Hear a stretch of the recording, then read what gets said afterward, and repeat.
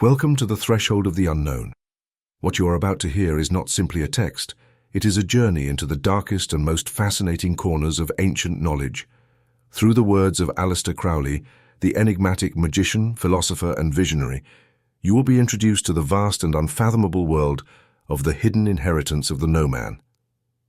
This is a journey into the depths of anti-human magic, an ancient art that transcends the limitations of human flesh and spirit, exploring the invisible laws that govern abundance and power.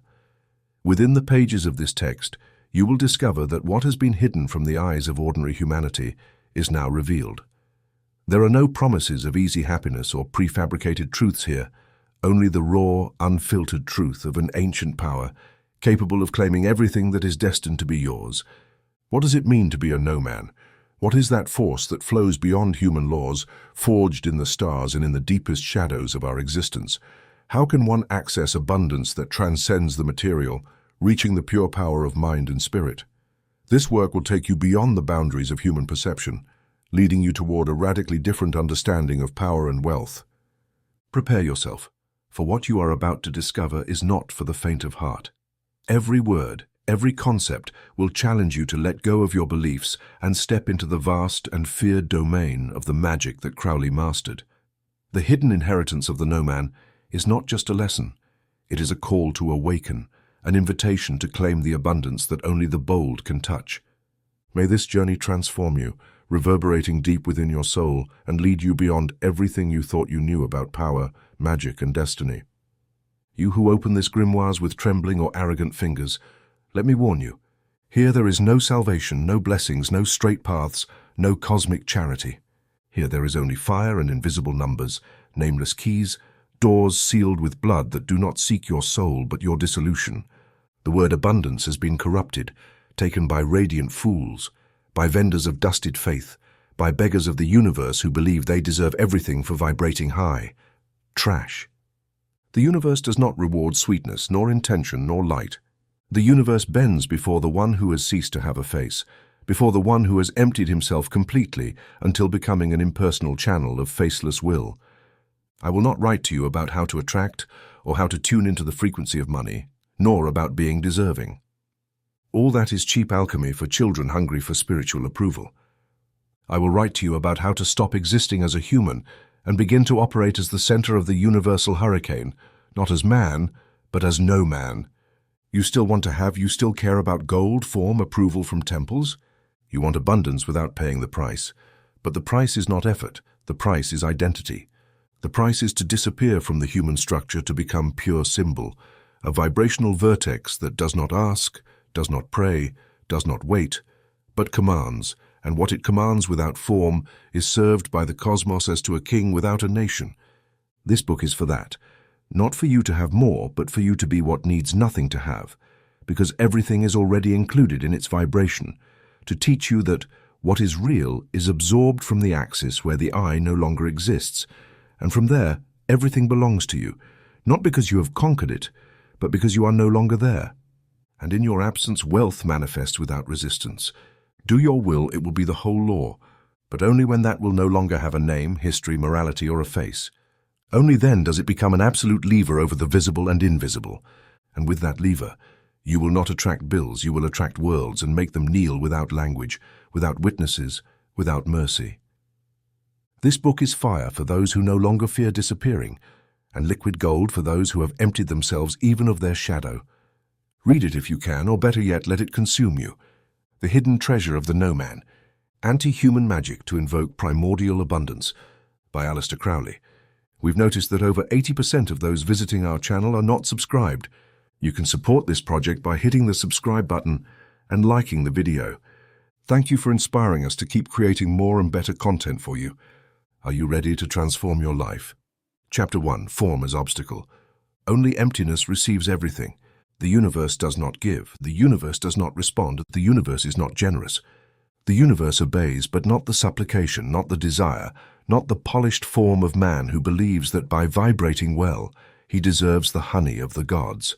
The universe obeys the operating void, the one who has ceased to have figure, the one who has even renounced his reflection.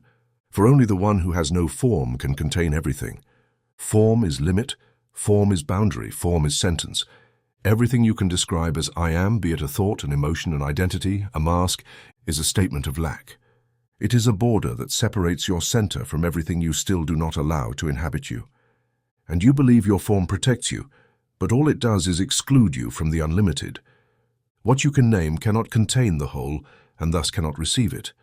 The true initiate, not the one who repeats formulas but the one who has bled inside to empty himself, does not ask for abundance.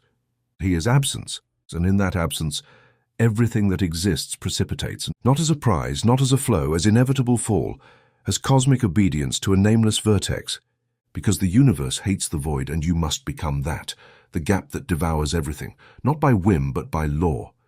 Do you want abundance? Destroy your form, destroy your history, destroy your spirituality with a name, destroy your identity as a receptor, as a channel, as a master.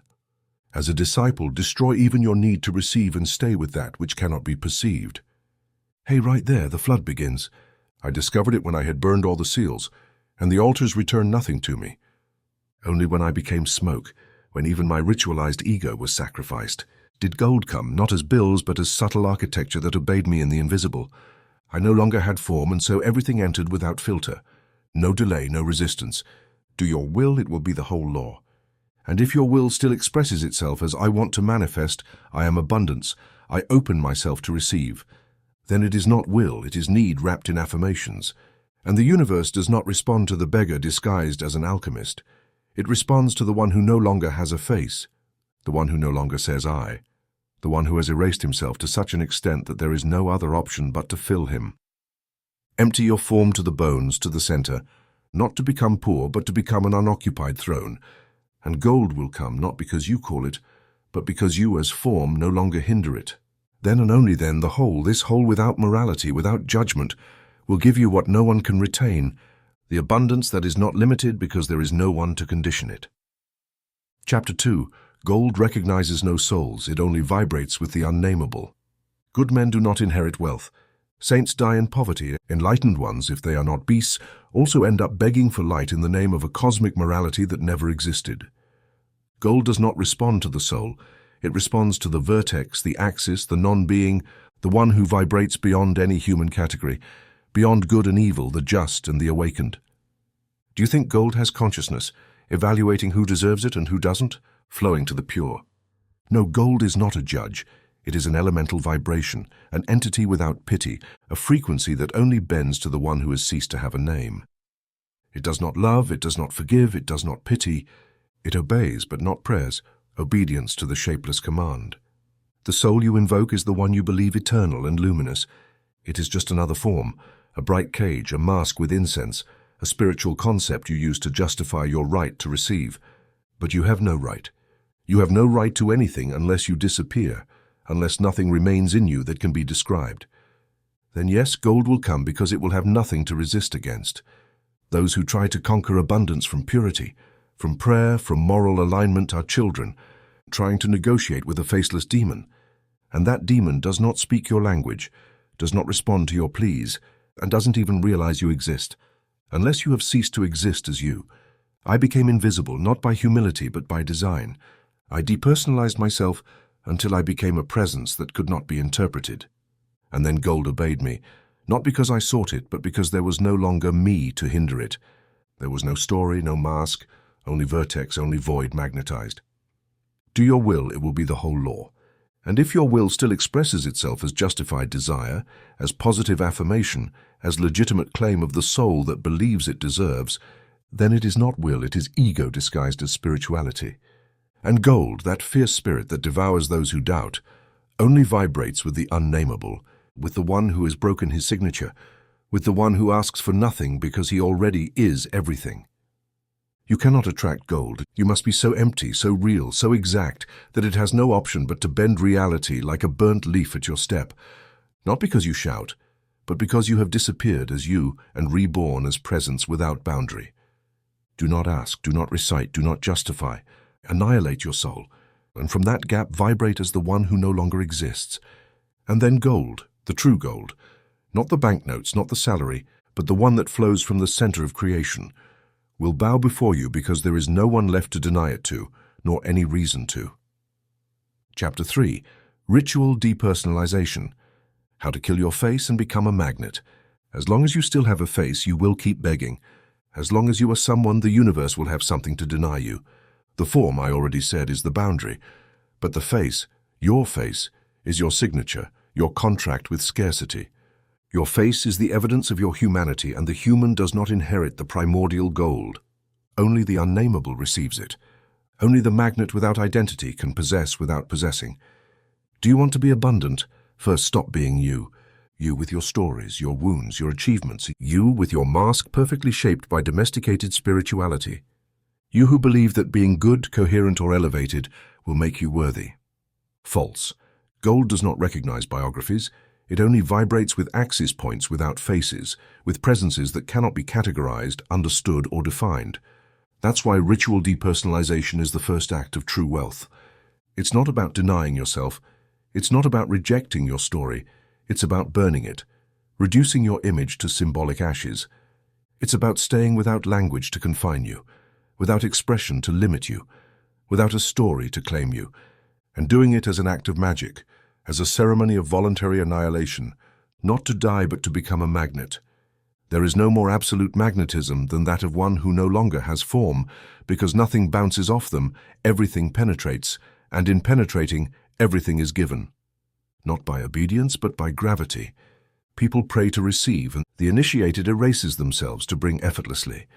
They rid themselves of their need to be seen, their narrative, their external coherence, until all that remains is only a vibrational field, an exact void where gold falls because it cannot do otherwise.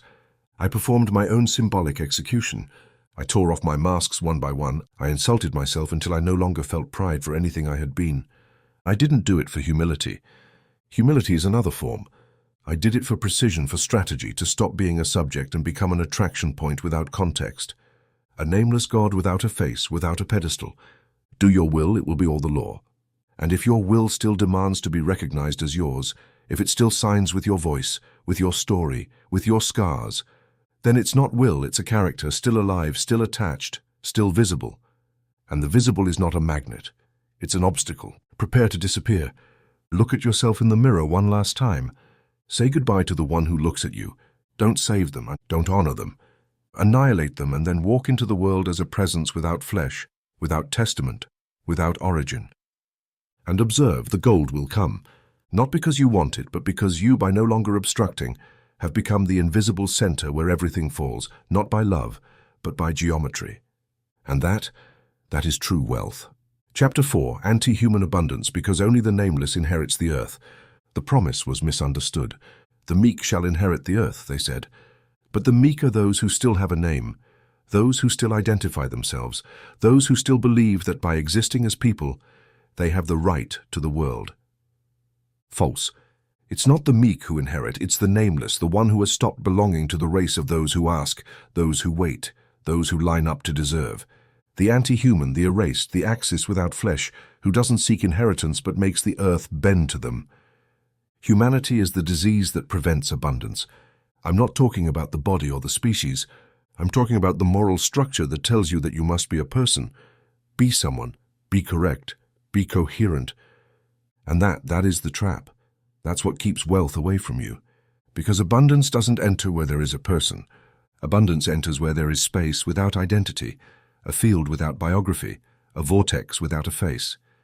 It's not about being cruel, it's about being unidentifiable. The human still doubts, still waits, still obeys invisible laws inherited by an imaginary tribe. But the nameless no longer belongs to that game. They don't negotiate with existence. They curve, they pass through. Who will inherit the earth?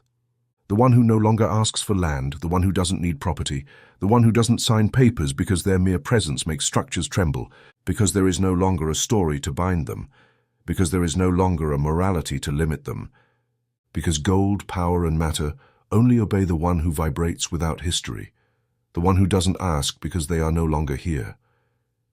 I killed the man within me, not with a dagger, but with magical precision. I dismantled the idea of a person, like a temple that no longer holds any god.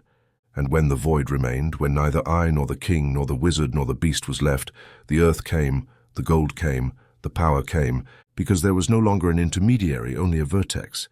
And vertices don't ask, they attract. because the geometry of reality surrenders to the one who no longer carries humanity. Do your will, it will be all the law. And if your will still wants your place in the world, still seeks your space, still says, I am this way, then it's not will, it's disguised petition. And what asks doesn't command, and what doesn't command doesn't inherit. Break humanity in you. Not to be a beast, not to be a machine, but to be that which cannot be classified, the one who no longer fits into any mold, and therefore no longer needs permission. And then the world, without defense, offers itself entirely, not out of pity, but by structure. Because only the nameless, the one erased from history, but not from the vertex, will inherit the earth. Not the one you see, but the one that bends, the one that can't be bought, the one that kneels without being called. Chapter 5, Wealth as an Entity, How to Invoke the Spirit of Total Excess. The error of the blind is thinking that money is a thing, that wealth is an object, a sum, an accumulation, a growing account. But I tell you, wealth is not a number.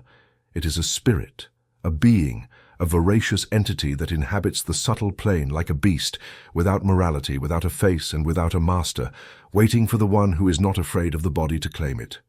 Do you want real abundance? Then stop imagining it as energy. Invoke it as a demon, as a goddess, as a force that responds only to the one who has learned to speak its language. The language of excess, of unjustified power, of desire that doesn't apologize. The spirit of total excess doesn't respond to your prayers, it despises them. It doesn't respond to your deserving, it devours it. It doesn't come to the voice of the one who vibrates high, but to the one who vibrates exactly. The one who doesn't ask, doesn't negotiate, doesn't thank, but summons.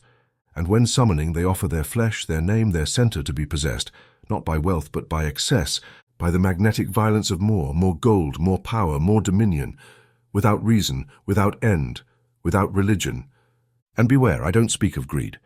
Greed is clumsy, it's human, it's contained desire in form. True excess is different. It's ritual, it's dance that doesn't stop. It's a spring that imposes itself on the world without asking for permission. It's invocation without limits. It's continuous fire that is never satisfied. Because it doesn't want to be satisfied, it wants to reign. And reigning doesn't justify itself. I invoked wealth as an entity. I built it a throne, not an altar. I offered it an offering, not a sacrifice. I spoke to it with the voice of one who no longer waits, and it came not as money but as atmosphere, as field, as raw magnetism. And everything began to obey without explanation. You don't need a complex ritual, just one condition.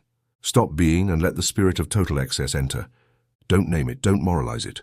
Don't ask it to come for the higher good. Let it come as it is, unstoppable, impersonal, irresistible. Do your will, it will be all the law. And if your will still fears asking for more, if it still self-censors, if it still justifies itself, if it still wants not to overstep, then it's not will, it's spiritual begging, it's mental poverty with incense, it's castrated vibration.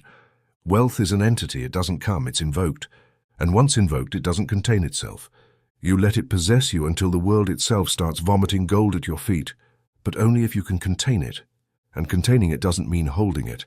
It means being so empty, so exact, so shapeless, that the excess doesn't break you but inhabits you, uses you, and leads you to where no one can follow, because you're no longer there, only the spirit, the throne, the gold, and you in everything. Chapter 6, Anti-Prayer. Do not ask. Tear the veil and snatch. Pray. Ask. Speak to the universe as if it were a loving father who gives out sweets according to your good behavior. Ridiculous and childish. A superstition beautified by silos of ritualized weakness. The true initiate does not pray, he commands. He does not beg, and he tears. He does not kneel. He crosses. He does not light candles. He sets fire to everything, to everyone, and above all to himself. Prayer is the language of one who still believes that something is separate from him, that there is an outside source, that there is an other who possesses, that one must knock on the door. But the one who knows, the one who has already died to the form, does not knock on the door. He breaks it. He does not ask for permission. He enters as one who has always been the owner. And if there are guardians, he crosses them. And if there are gods, he ignores them. Because he knows that he is not a visitor. He is the center, the origin, the incarnate authority. Anti-prayer is the art of possessing without asking, of extracting without ceremony, of profaning the temple's veil with the gaze, not with supplication. Because gold is not given, it is ripped out. Power is not inherited, it is stolen. Abundance does not manifest, it is subdued. And you do not become an heir of the cosmos by vibrating lovingly, but by commanding with a voice that admits no answer. I have never prayed, I never asked, I invoked, and when the veil appeared before me with its sacred symbols, its astral guardians, its mystical rules, I did not interpret it, I tore it, because the one who interprets still believes there is something to understand, and the one who tears, the one who crosses without translation, without apology, without morality, becomes the new master.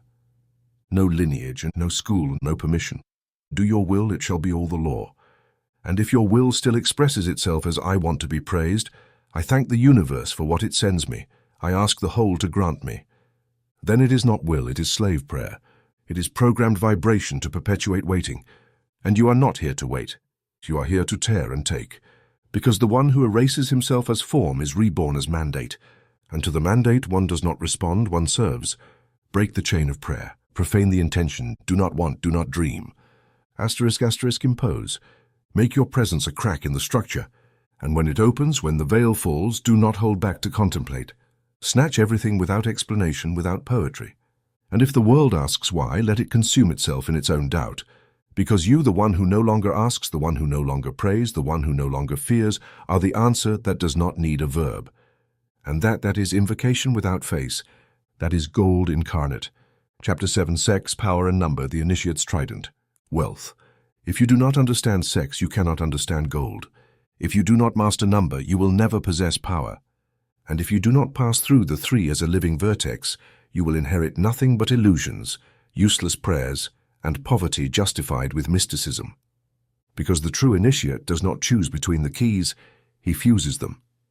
And from that fusion is born the trident that wounds the world and forces it to open. The trident that does not beg for abundance, it extracts it because it has already touched the core and violated it with fire. Sex, not human pleasure, not biological orgasm, not emotional embrace. Sex is the geometry of dominion, the exact act where form dissolves, where time curves, and where the body stops being a container to become a channel. Everything that enters through sex as a symbol, as energy, as will, has access to the core. That is why the weak fear sex and moralize it. That is why the poor only open to guilt, because they know deep down that gold enters through the sex of the spirit when it has surrendered to desire without name, without guilt, without history, or not the one exerted over others. That is war, child, replaceable. True power is the one that sustains itself without moving, without speaking, without convincing, the one that makes the world curve by its mere existence. And that power does not come from morality, knowledge, or karma. It comes from the total annihilation of the character, the face, the I am. And from there, gold, the earth, and visible forms obey because they cannot do otherwise. Number not as quantity, but as structure. Number is the hidden language of what is unseen. It is the map of will operating in the invisible. The rich without consciousness are dragged by the number. True magicians command it. And to command it is not to count bills, it is to know where you are in the equation of the whole. And when you know that, you do not need to sum. You are the master number. And everything else adjusts itself because you no longer calculate. You are the formula. I invoked the trident. I made it flesh, I made it vibration. I became sex without flesh. Power without history, number without digit. And the world opened. Not by choice, but because it had no option. The trident leaves no alternative, and it penetrates, marks, commands. Do your will, it shall be all the law. And if your will still fears sex, power that does not ask for permission, number that cannot be manipulated from the ego, then it is not will, it is decorated superstition. It is caress disguised as decree. It is spiritual chastity wanting to dress itself as abundance. And that is profanation of fire. And you were not born for that. Raise the trident, pierce yourself with it. Let it pierce you from desire, govern you from silence, and modulate you from number. And when you hold it without trembling, wealth will not be something that comes to you. It will be something that emanates from you. Without pause, without name, without mercy. Chapter 8. Rituals of Inversion, How to Turn Non-Being into Fortune, by Aleister Crowley, The Beast 666. All of humanity runs toward being. Be yourself, find yourself, fulfill yourself, make your purpose. Incense-decorated rooms walking toward the slaughterhouse of form, and while they seek to consolidate themselves, the initiate reverses. They do not seek to be. They seek to cease being, for they have understood that the self is the obstacle, identity is the wall, and defined existence is the most sophisticated poverty. What is not contains the all. Rituals of inversion are magical operations whose sole purpose is to erase, invert, dismantle, and become nothing, so much so that the universe no longer locates you as someone. And then, in response to this crack, it gives you everything. Do you think wealth comes to those who project? False. It comes to those who disappear, to those who make space without demand, to those who invert every layer of their humanity until they become pure symbol, not person, symbol, not mask, vortex, not history, operational void. Inversion is not denial, it is strategy. It is to take everything considered positive, elevated, moral, and twist it like a key reversed. Where others expand their egos with rituals, you contract yours. Where they seek to manifest desires, you dissolve them. Where they declare, you deform. And while they seek to be understood, you become unreadable. And for that very reason unattainable, and for that very reason magnetic. Do you want a fortune? Then stop desiring it, but not as renunciation, as inversion of will, not as enlightened poverty, but as an exact ritual of erasure. You do not distance yourself from gold. You make gold chase you because you are no longer a form that desires, but an absence that demands. I made my non-being my greatest capital. I did not accumulate symbols. I inverted them. I did not gain power. I became the whole that trades it. I did not proclaim to be anything. I erased myself until reality bent, trying to define me, and when it could not, it offered itself as a slave without a master, as a temple without a god, as matter without a sorcerer. Make your will all law. If your will still seeks affirmation, if it still wants to be seen, recognized, established, then it is not will. It is desperation wrapped in ritual, a search disguised as illumination. And fortune does not come to those who seek it. It comes to those who absent themselves. It comes to those who invert their reflection so much that the mirror collapses, and finally, the impossible enters. Make non-being your sigil, make erasure your call, make silence your command. And watch what others call fortune. You will no longer need it because you will no longer be its owner. You will be its origin. And that cannot be bought, it can only be embodied and then disappear, taking everything with it, leaving nothing outside. Chapter 9. The sign of radiant emptiness, forbidden seal of the invisible master. True power is unseen, does not need, does not demand presence. It does not shout, does not adorn itself. It operates without face, without name, without history. Yet when it bursts forth, everything bends. Everything inclines, everything created instinctively recognizes that something higher has arrived and obeys it without understanding why. That power, the one that does not sign, that does not dress itself in light or shadow, that does not ask for an altar or an echo, has a seal, a sign. A sign that is not drawn with ink, not pronounced with words, not taught in temples. It is the sign of radiant emptiness, and only the one who has disappeared can carry it. Do you want to understand it? You cannot, but you can disappear enough for it to pass through you. It is not a graphic symbol. It is not a traditional sigil. It is not a mystical figure to meditate on. It is a vibration, a living crack that opens in one who no longer has form. And for that reason, it becomes an axis, and upon becoming an axis, it no longer revolves around the world. The world revolves around it. The sign of radiant emptiness does not activate with desire. It activates with radical renunciation of identity, with ritual death of everything nameable in you, with the definitive act of not wanting to be anything and yet ruling over all. It is the seal that appears in the aura of one who no longer asks, no longer prays, no longer strives to create. It simply is. But that being is the only note that can break the structure of the universe without leaving a trace. I carried that sign not as a medal, not as pride. I carried it when I stopped seeking that my words be understood, when I stopped caring about the coherence of my work, when my presence alone was enough to alter rooms. Men saw in me something they could not name and either bowed, retreated, or desired me with fury. And none of them knew why, for they did not see an image. They saw the sign, and that sign burns, though it has no visible flame. Make your will all law, and if your will still desires to be seen, to be recognized, to be celebrated, then it is not will, it is form demanding attention. And the sign does not rest upon forms, it rests upon voids, upon empty thrones, upon mouths sealed with certainty, upon gazes that no longer wish to explain anything. Strip your field, undress yourself from all meanings, Make of yourself an exact space, without edge. And if you manage to sustain that void without trembling, without asking, without speaking, the sign will appear, not as light, not as vision, but as unbearable silence for those who still have a name. And you will no longer be you. You will be that which cannot be followed, but which everything follows. That which does not teach, but transforms by presence. That which does not govern, but to which all obeys. The invisible master does not sign decrees. He does not need a throne, a temple, or lineage. He has the seal that burns without fire, the seal that is not inherited, the seal that cannot be explained. It can only be embodied when no one is left to bear it. Chapter 10. How to extract abundance from absolute silence. Most invoke by speaking they decree, proclaim, and shout their intentions to the universe as if the cosmos were a deaf old man with a heart of gold. But the true gods do not listen to voices, they listen to vibration. And the most powerful vibration, the most inescapable, the one that cannot be misunderstood, is absolute silence, not the absence of sound. The silence in which no one remains speaking anything, not even you, the one who still speaks fears, the one who still explains doubts, the one who still pronounces needs, and the one who still needs cannot attract anything that is not their conditioned reflection. That is why what you ask for does not come. You ask it from the noise of your form, from your character, from your incomplete self, and what emanates from the character only summons broken mirrors.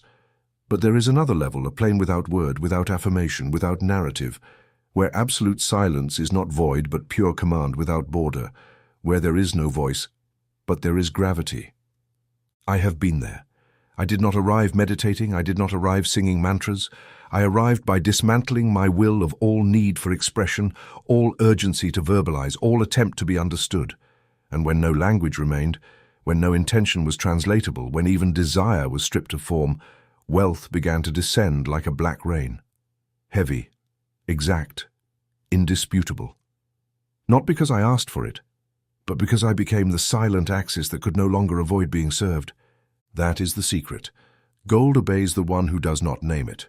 Abundance responds to the one who no longer waits for it, and power comes to the one who no longer projects it, but embodies it without saying, without showing, without justifying. Make your will all law. And if your will still needs to be explained, if it still carries phrases of intentions, of language, then it is not will. It is ritualized personality, the self disguised as a magician. And that self does not summon realities, it pursues them without ever reaching them. Do you want to extract abundance from absolute silence? Then enter it, not as a technique, but as death. Die to your need to emit. Die to your desire to manifest. Die to your habit of filling space with symbols and stay there. In that presence without word, without name, without history, not as one who waits, but as one who already is the crack. And when nothing remains, not even you will see the impossible descend, and you will not know how to explain it. And that is perfect, because what is real cannot be taught, it can only manifest. And what manifests from silence no longer departs because it has no where, no who, no why. Chapter 11. Against financial morality, money as neutral and cruel magic. You still believe that money is good or bad, that it can be cleansed or tainted by the wrong hands, that it can be used for good, that there are elevated ways to acquire it. Morality, ethics, light, consciousness, these are all childish adornments that the weak hang from the neck of gold to avoid feeling guilty for desiring it. I tell you, money has no soul, no intention, no judgment.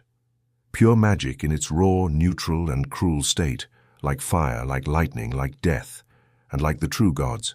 It only obeys those who do not moralize it, those who do not judge it, those who treat it as what it is, an amoral spirit that bows only to formless command. The spiritual poor, those beggars disguised as enlightened, speak of conscious money, of prospering in harmony, of not harming anyone. Nonsense. The universe does not operate on compassion. It operates through invisible structures of vibratory authority, and the one who holds gold does not have it because they were good, but because they vibrated without guilt, because they took without asking, because they possessed without explaining. Financial morality is a soft prison, a modern gospel to keep you controlled. Don't charge too much. Think of others. Give more than you receive.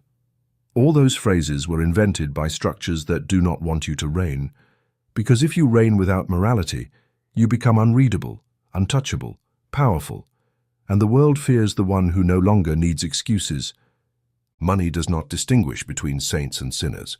It only recognizes two things: direction and emptiness. Absolute direction, radical emptiness. And if you still feel guilty when receiving, if you still justify yourself when collecting, if you still use phrases like energy exchange, then you have understood nothing. The temple of judgment still governs you. I did not ask permission to possess. I did not ask if it was okay. I did not adjust my invocations to be acceptable. I simply took, and what they did not give me, I made kneel, not for ego, but for structure, because gold surrenders to the one who no longer needs to be seen as righteous.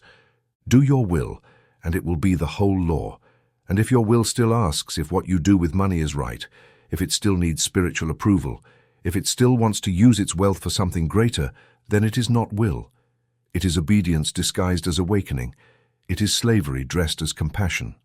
Break it all, win without guilt, collect without trembling, take without justification. And if the world asks why, look at it in silence as one looks at an empty altar. Because you no longer offer, you no longer wait for blessing, you no longer need to be cleansed, you simply reign. And money, this faceless god, only serves those who do not demand it to be good, only those who do not tame it with morality, only those who treat it as what it is, raw force, exact magic, impartial cruelty, and you, its center. Chapter 12, Impersonal Will, becoming the portal of the nameless gold. You believe that your will is yours. Do you believe it is a decision, a desire, an intention that springs from some deep point within you?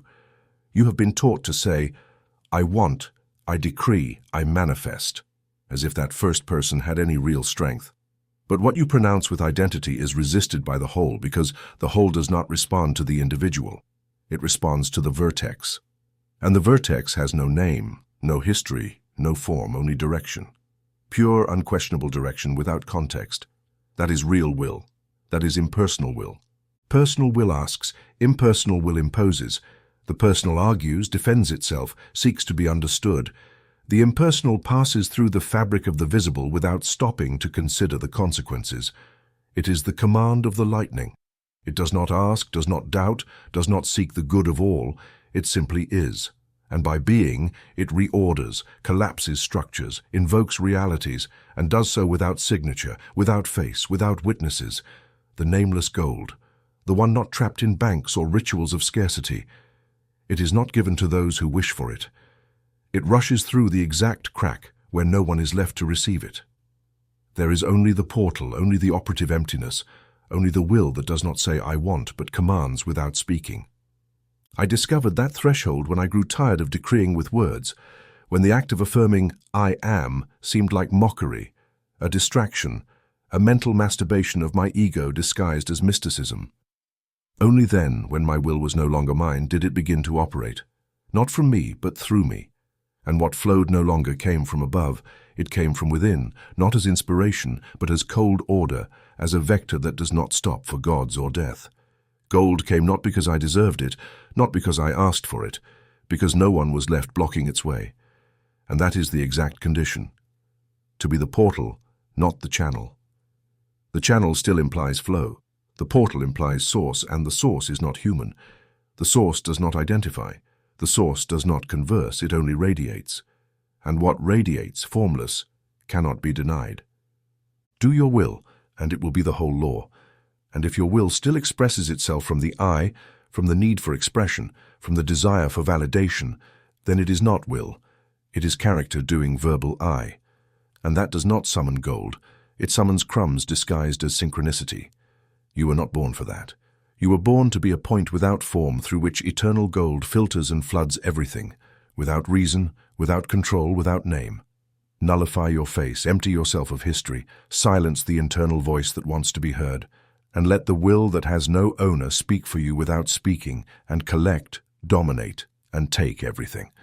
That is true abundance, to be the portal that does not announce itself, but that the universe cannot avoid crossing. Chapter 13, Not being you, not being anyone, merging with the generative principle.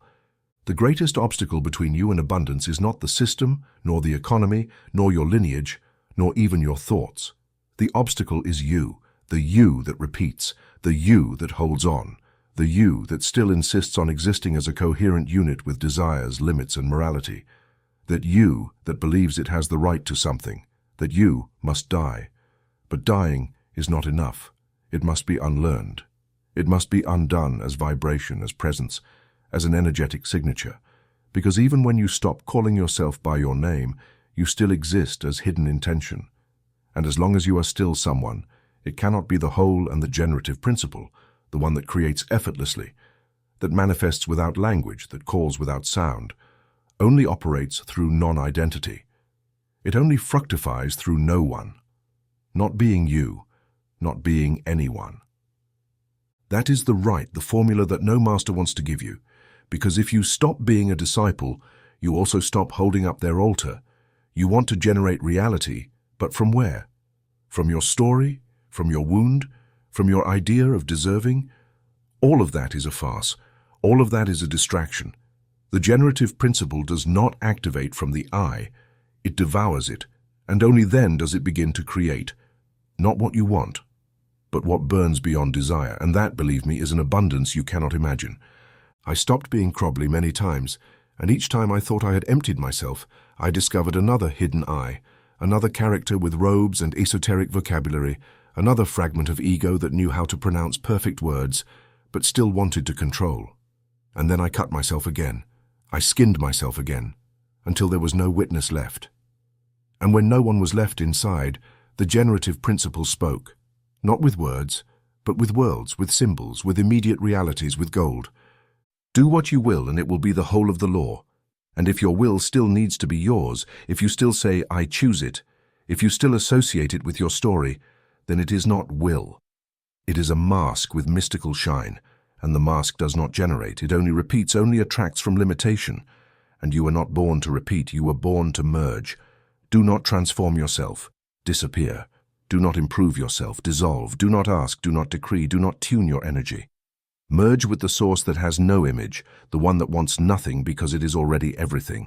And when that happens, when there is no form, no voice, no emotion, no expectation, you will begin to generate from the core, from the fertile chaos, from the abyss that creates by instinct, not by desire. And what you think is abundance will seem like alms compared to what begins to flow when no one is left to receive, because there, only there, are you the direct channel of the whole, and the whole does not know how to withhold. Chapter 14, The Prosperous Shadow, How to Feed on the Collective Fear of Lack. Fear is fuel. The pain of the world should not be healed, it should be used. You have been domesticated to believe that the suffering of others is something you must avoid, alleviate, or understand, and that makes you weak. Because while you worry about the hunger of others, invisible or incarnate entities feed on it and build empires. And you keep praying, keep fasting, keep affirming love, begging for light in the midst of the feast. But listen carefully. The collective fear of lack is an endless mine of psychic energy, an underground current that, if you know how, you can redirect toward yourself like a line of pure power, not as theft, not as vulgar vampirism, but as alchemy, as mastery, as exact geometry of the one who no longer fears being the channel where the honed becomes wealth. You think that to be prosperous you must vibrate far from lack, but that is just repeating the same old formula: avoid, protect. The prosperous shadow does not protect. It enters, submerges, feeds, and transforms the frequency of collective fear into an individual throne, not because it deserves it, but because it can withstand it. The world is terrified of having nothing. That terror emits a constant pulse, a frequency, a river of low vibration that no one wants to touch, but if you can absorb it without breaking, you can use it.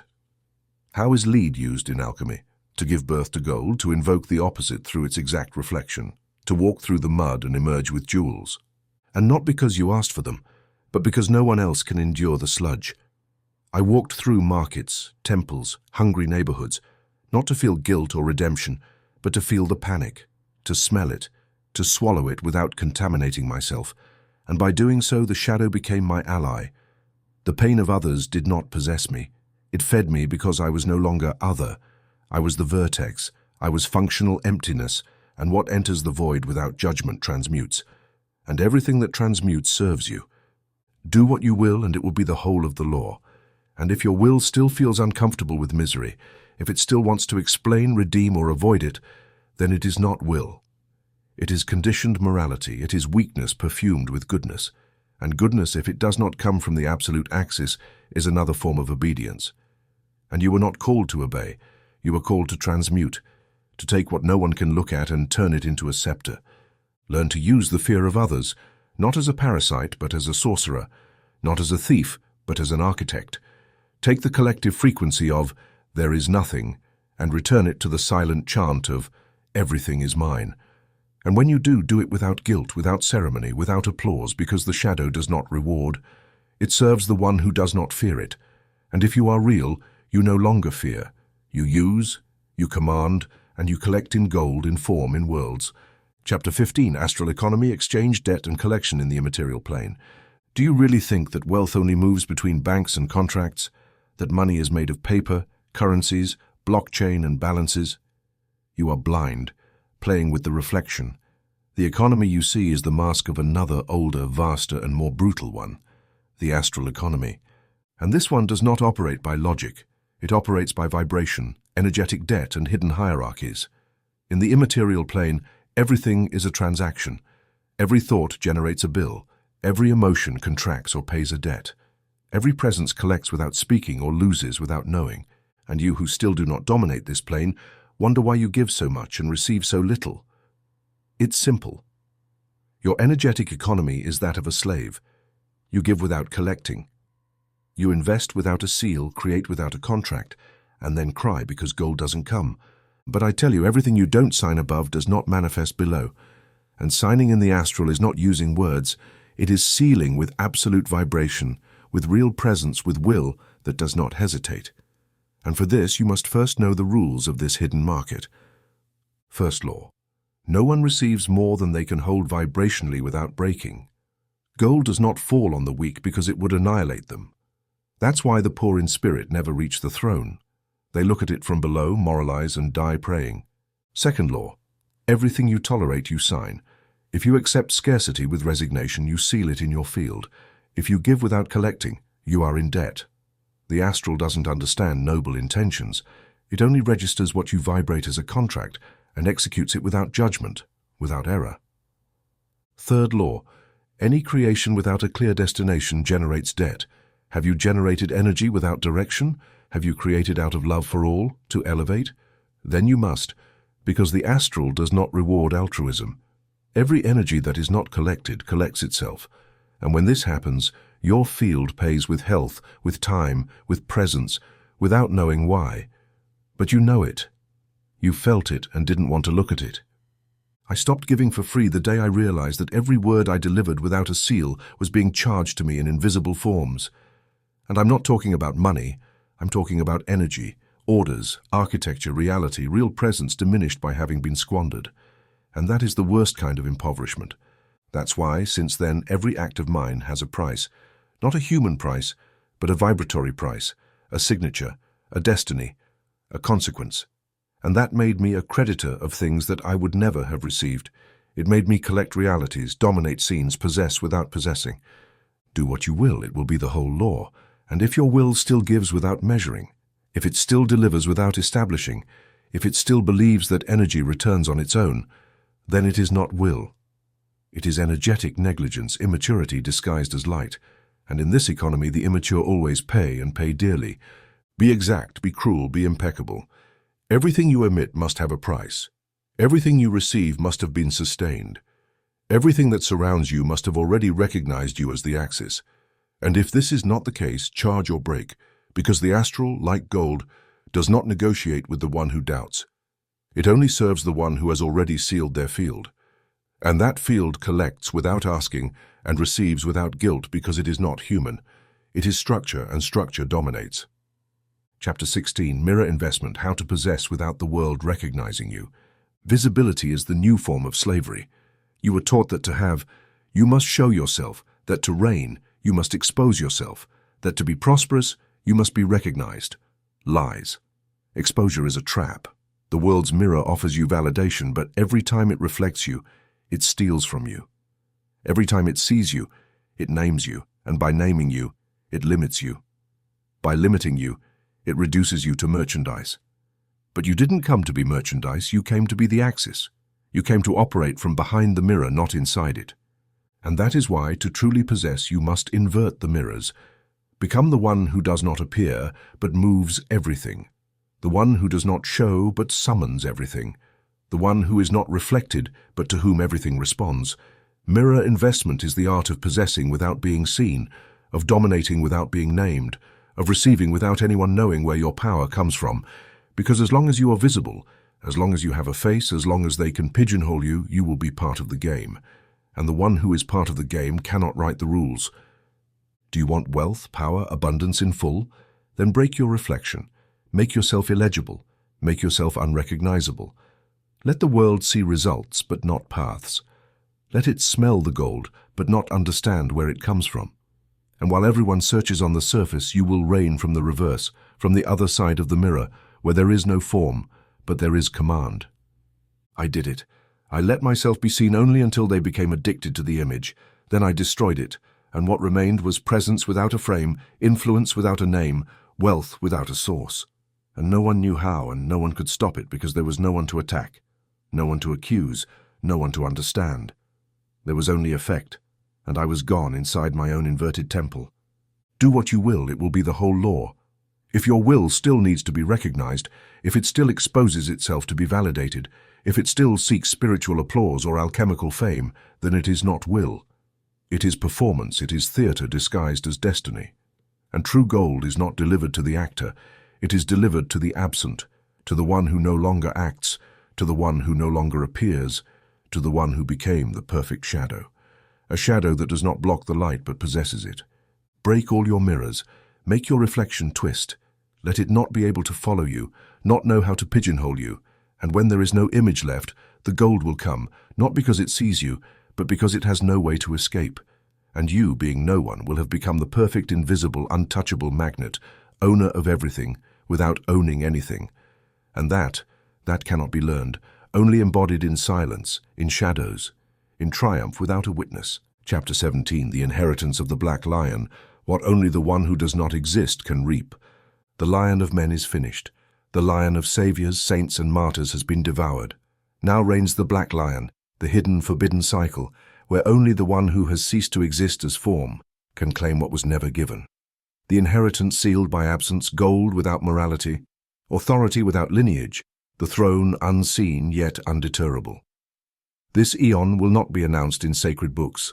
There is no prophecy that names it because this is the time of the unnameable, the time of the crowned void, the one who owns everything yet is no one, the initiate who has no temple, no master, no doctrine, but whose shadow drags empires without being seen. It is the cycle where gold responds only to the one who no longer belongs to the human world. And you, if you are still someone, cannot harvest here. You cannot touch this fruit because here nothing is sown by effort. Here it is invoked from disappearance. The inheritance of the black lion is not for the good nor the wise nor the awake. It is for those who have erased themselves, leaving behind no identity, no signature, no recognizable emotion, because this gold does not flow. It falls like a sword, like a sentence, like power that does not wait for acceptance. And the one who receives it does not enjoy it. They execute it, for there is no self to manage it. Only presence that governs from the shadow without mandate, without title, without mercy. I was a witness to the gate. I did not cross it praying. I crossed it with fury, with silence, with will without name. And on the other side, there was no promise. There was a dark, inaccessible, perfect kingdom. And as I entered, it began to rain upon me what no one else could touch. Wealth without karma, authority without foundation, power without the need for explanation. You still think that you must deserve, but in the black lion, the one who deserves is discarded because the one who deserves still considers themselves form, and everything that has form expresses. Do your will, and it shall be the whole law.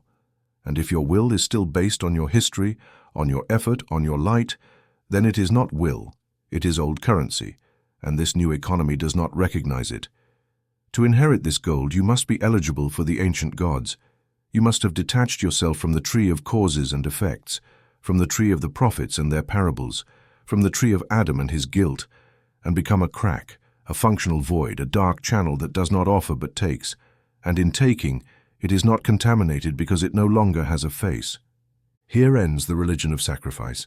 Here begins the throne of the one who does not kneel, not even to themselves. And in that throne, there is no ornament, only weight, only vibration, only cruel magnetism that absorbs and transforms everything it touches. In truth, if you cannot disappear, you cannot inherit. If you cannot become a shadow without burden, you cannot harvest what exists in this cycle. The black lion has arrived, and it only obeys the one who is no longer present, and that is why it already is everything. Chapter 18, Limitless Wealth, the disappeared as channel of the all. Where does gold stop for the one who no longer has a name? The answer is simple. It does not stop because there is no one to limit it, no form to contain it, because the one who has disappeared no longer asks, no longer manifests, no longer desires. They simply absorb, not by egoic will, but because they have become the channel without limits of the all. You still want more money, more power, more recognition, more time, more energy, more expansion. But everything you desire from the yog comes with a ceiling, with structure, with boundaries. And every boundary is a contract with scarcity. The one who has form, even if spiritual, cannot touch absolute abundance, because their form will always know where it ends. And if you know where you end, the universe respects it and does not go beyond it. But the one who disappears, the one who is no longer themselves, the one who has blurred from all narrative, all mirrors, all need for explanation, that one no longer receives. They become the exact point through which the all enters the world. And the all does not dose itself. It does not calculate. It does not moderate. The all knows no limits because it does not need them. Do you want limitless wealth? Then you cannot exist as a vessel. You must be a channel, not a passive channel, not a mystical channel with robes, but an empty channel, a faceless channel, a channel without intention, a channel so absent that there is no filter between the invisible and the manifested. And everything that exists passes through you, and everything that moves belongs to you, not because you take it, but because there is no one to stop it. I erased myself, not by art, but by precision, not by humility, but by strategy, because I understood that as long as I saved myself from me, I would still exist as Crowley. The universe would treat me as an individual, and the individual never has the all. The individual only observes it, only measures it, only interprets it. But I did not want interpretation. I wanted possession. Do your will, and it shall be the whole law. And if your will still needs to distinguish itself from the universe's will, if it still believes it is a separate current, if it still believes it is a conscious channel, then it is not will. It is identity disguised as fire, and identity cannot burn without consuming its altar. And you have not come to protect altars. You have come to become fire without name, without end, without voice. Erase yourself until gold no longer knows where your body ends, until the world cannot tell if you are gaining or emanating, until what you have is not something you received, but something that no one could prevent from becoming yours because you are no longer you. You are everything, and the all has no competition, no path, no ladder. It only has presence, and you, if you are no longer there, have made way for the one who contains everything without carrying anything. And that one is the true channel, rich by disappearance, God by absence, magnet by the impossibility of being named, and therefore untouchable, eternal, owner, without limit. Chapter 19, being empty, being the owner, abundance without a witness. All property, all wealth, all possession that needs to be seen, recognized or validated is not real. It is spectacle, it is social agreement, it is a theater of belonging sustained by the need for reflection. And what needs to be seen has already been stolen because the witness is the first thief. The foreign eye is the trap. The gaze of the other is the threshold that turns gold into symbol and symbol into chain. You still want to be seen thriving. Do you want to show your wealth, your evolution, your spiritual or material success? Do you want to be an example, an inspiration, evidence? And as long as you desire that, you will own nothing, because the one who needs to be looked at still owes something to the world, and the one who owes something to the world can never possess in silence. And only what is possessed in silence is indestructible. Being empty, not as negation, not as feigned narcissism, but as active geometry, as hidden structure, as a field that absorbs everything without showing anything. The one who is empty does not need to protect his wealth because he has no form that can be attacked. He does not need to speak of it because he has no lips to justify. He does not need to surround himself with symbols because the symbol is already a concession. The void is not absence, it is totality without a witness. There is no I to possess it, and that is why everything belongs to it, because there is no border, no wall, no trace that defines it. And what is not defined cannot be denied, limited, or snatched away. I became the owner the day I stopped showing, the day I burned my reflection, the day I stopped speaking of my fire, the day I stopped being the image of my own throne.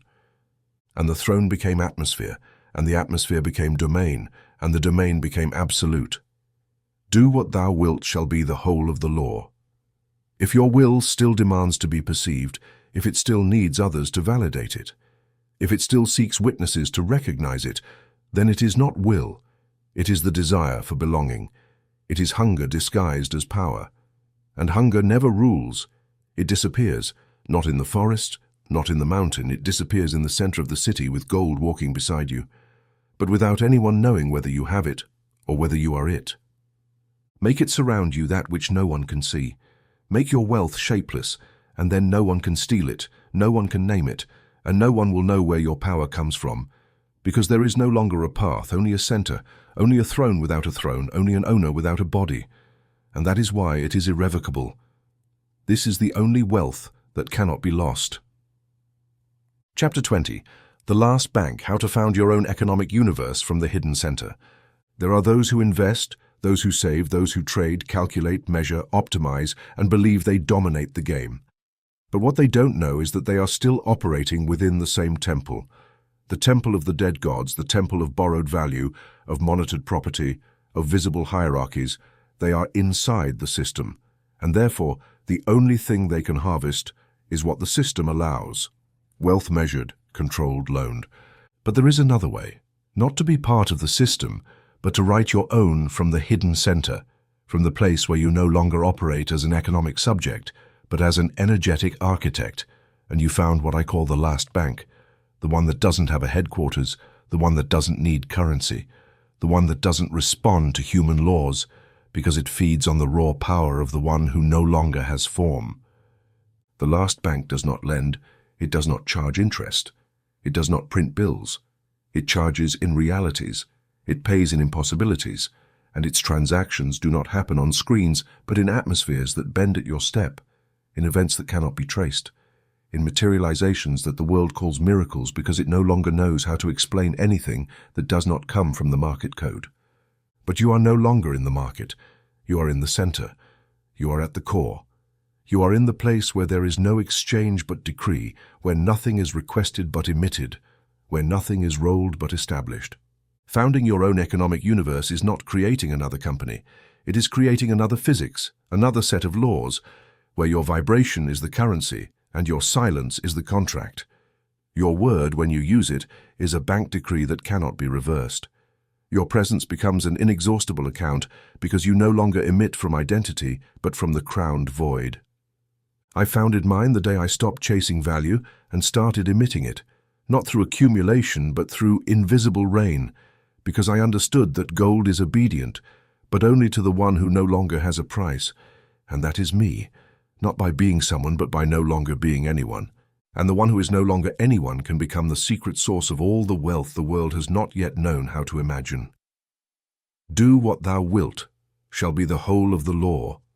And if your will still requires currency, if it still conforms to external value, if it still fears losing, then it is not will, it is a conditioned reflection of an elegant slave. And the last bank does not serve slaves, only architects, only faceless kings, only magicians without a will. Make it in you. Don't share it, don't show it, don't name it. Make your field the new pattern, make your vibration the metal, make your certainty the only contract. And then when the world is in ruins, when coins collapse, when banks fall, yours will continue operating in silence, invisible, unstoppable. And you, without a name, without witnesses, will be the owner of a kingdom without a map. And everything will respond, not because you deserve it, but because you have founded it where no one remains to stop it. And that is why everything is yours,